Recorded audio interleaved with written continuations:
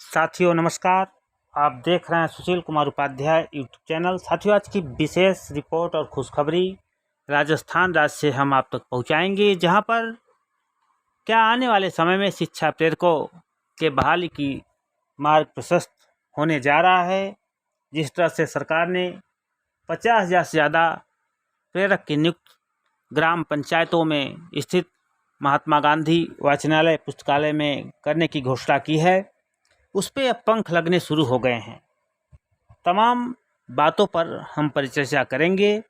क्या आने वाले इस महात्मा गांधी वाचनालय पुस्तकालय में शिक्षा प्रेरकों की सरकार सेवा बहाली कर सकती है, जिस तरह से माननीय मुख्यमंत्री अशोक गहलोत की तरफ से आश्वासन मिला है। तो तमाम बातों पर परिचर्चा होगी। जैसा कि आपको मालूम है, मार्च 2018 से जितने भी पुस्तकालय और लाइब्रेरी थे, सब सरकार ने बंद कर दिया था। जो पुस्तकें पड़ी थी उसको भी दीमक चाटना शुरू कर दिए थे। लेकिन कुल मिला के बड़ी खबर आ रही है महात्मा गांधी वाचनालय पुस्तकालय को लेकर, जहां पर फिर किताबों से होगी बच्चों की दोस्ती। अब हर शनिवार को बच्चों को लाइब्रेरी से मिलेगी पुस्तकें, स्कूलों के पुस्तकालयों में लौटेगी रौनक। क्या जानकारी आ रही है राजस्थान से, पूरी रिपोर्ट साथियों हम आप तक पहुंचा रहे हैं। जैसा लाइव स्क्रीन पर देख रहे हैं, लगातार संघर्ष का प्रतिफल आने वाले समय में साक्षरता कर्मियों को मिलने वाला है। अब जल्दी ही सरकारी स्कूलों में बंद पड़े पुस्तकालय आबाद होंगे। साथ ही लाइब्रेरी में पुस्तकों पर जमा हो रही धूल साफ होगी। यह पुस्तकें अब अलमारी में रखे रहने की बजाय बच्चों के हाथों में पहुंचेगी। इसमें बच्चों का सर्वांगीण विकास होगा और उनमें पढ़ने की आदत विकसित होगी, जो आगे जाकर उनके लिए बहुत सहायक सिद्ध होगी। शिक्षा विभाग ने अब सरकारी स्कूलों की लाइब्रेरी को फिर से सक्रिय करने की कार्ययोजना बनाई है। पुरानी व्यवस्था के तहत स्कूल में स्थित लाइब्रेरी से बच्चों को पुस्तकें इशू की जाएगी। शनिवार को नो बैग डे पर लाइब्रेरियन विद्यार्थियों को पुस्तकों को इशू करेंगे। माध्यमिक शिक्षा के उपनिदेशक रमेश कुमार हर्ष ने सभी मुख्य जिला शिक्षा अधिकारी को अपने अधीनस्थ स्कूलों के संस्था प्रधानों को स्कूल के पुस्तकालय को सक्रिय करने के निर्देश दिए हैं। इसमें पुस्तकालयों तथा वाचनालयों में उपलब्ध पुस्तकों तथा पत्र पत्रिकाओं को ई टेक्नोलॉजी कराकर पुस्तकालय अध्यक्षों द्वारा प्रभारियों को उपलब्ध स्टॉक के अनुसार इंदराज कर इशू करना शामिल है।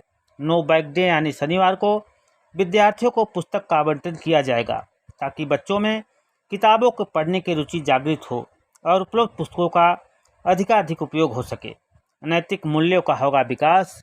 विद्यार्थियों को नैतिक शिक्षा देने वाली कहानियों की किताबें, महापुरुषों की जीवनियाँ, आदर्श जीवन मूल्यों आदि की पुस्तक पढ़ने का अवसर मिलेगा, जिसमें उन्हें नैतिक मूल्यों महापुरुषों के जीवन से प्रेरणा लेकर आगे बढ़ने का मार्ग प्रशस्त होगा।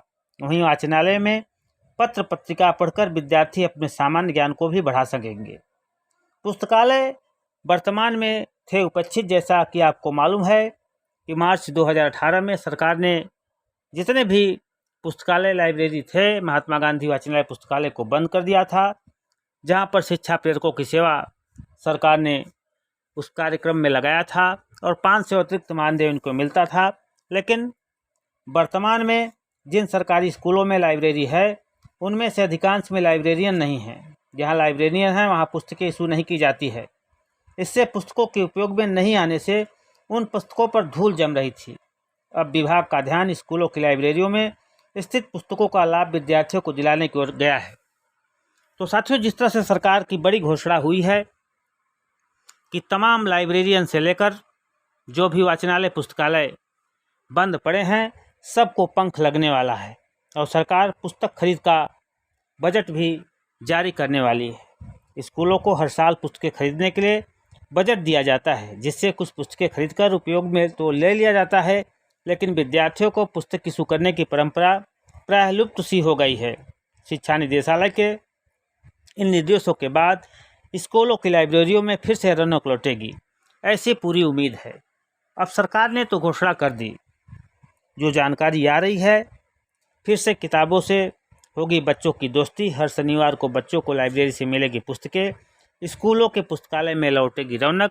ऐसे ही खबर आ रही है महात्मा गांधी अनुसंधान केंद्र को लेकर, जहां पर सरकार की घोषणा अब रंग लाना शुरू कर दिया है और आने वाले कुछ ही समय बाद ये तमाम महात्मा गांधी वाचनालय पुस्तकालय के साथ साथ जो स्कूलों में लाइब्रेरी हैं, सबको सरकार अब से पुनः शुरू करने जा रही है। तो साथियों, निश्चित तौर पे जब सरकार तमाम पुस्तकालय को शुरू कर रही है, महात्मा गांधी वाचनालय पुस्तकालय का नाम बदलकर महात्मा गांधी विज्ञान केंद्र के नाम से पुनः इसको प्रारंभ करने जा रही है, तो इसमें मैन पावर की आवश्यकता भी पड़ेगी। जैसा कि आपको मालूम है कि बजट में ही सरकार ने इसके संदर्भ में घोषणा कर दी है और सरकार पूरे प्रदेश के 50 से ज़्यादा प्रेरक को इस महात्मा गांधी वाचनालय पुस्तकालय व अनुसंधान केंद्र में समायोजित करने की उम्मीद जगी है। जिस तरह से लगातार वहाँ पे साक्षरता कर्मी अपने हक के लिए संघर्ष कर रहे हैं, जहाँ भी मुख्यमंत्री का काफिला पहुँच रहा है, लोग अपनी आवाज़ वहाँ पहुँचा रहे हैं, तो निश्चित तौर पे साथियों, आने वाला भविष्य आप लोगों का उज्जवल होने की स्थिति में है। आपका प्रदेश अध्यक्ष भी इस कड़ी में काम कर रहा है और लगातार जयपुर रहकर किस तरह से आपका बहाली होगा उस पर कार्य चल रहा है। तो निश्चित तौर पे आप लोग हताश निराश न हो, जो संगठन आपका प्रयास कर रहा है उसका सहयोग करते रहें।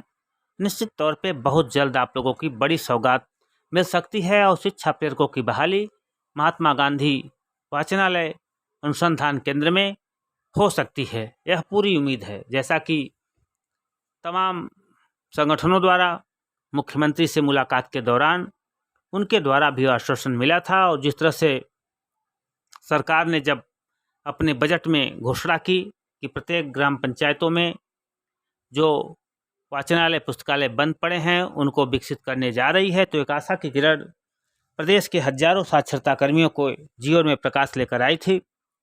लेकिन धीरे धीरे अब एक बार पुनः साक्षरता कर्मियों में निराशा दिखाई पड़ रहा है। तो साथियों, निराशा किसी चीज़ का हल नहीं है। आपका संगठन आपके लिए दिन रात प्रयास कर रहा है। बहुत जल्द एक बार आपकी बहाली हो जाए, उसके बाद पुनः पीछे मुड़कर आपको नहीं देखना है। तो साथियों, आज की बड़ी खबर आ रही है राजस्थान राज्य की तरफ से, जहां पर हर शनिवार को बच्चों को लाइब्रेरी से मिलेगी पुस्तकें, स्कूलों के पुस्तकालय में लौटेगी रौनक, और जो महात्मा गांधी वाचनालय पुस्तकालय तमाम ग्राम पंचायत स्तर पर खुले हैं उसको भी सरकार बहाल कर इसमें शिक्षा प्रेरकों की सेवा को जोड़ सकती है। अभी यही जानकारी आ रही है। अब इस पर कितना जल्दी सरकार अमल करती है, कितना जल्दी आप लोगों की बहाली होती है, देखने का विषय होगा। इसके लिए साथियों आपको प्रयास करना पड़ेगा। प्रयास के बल पर ही सफलता मिलेगी। तो आपका संगठन, आपका प्रदेश अध्यक्ष मदन लाल वर्मा जयपुर में डटा हुआ है और जब तक सफलता नहीं मिलेगी आपके लिए संघर्ष करता रहेगा। साथियों, धन्यवाद।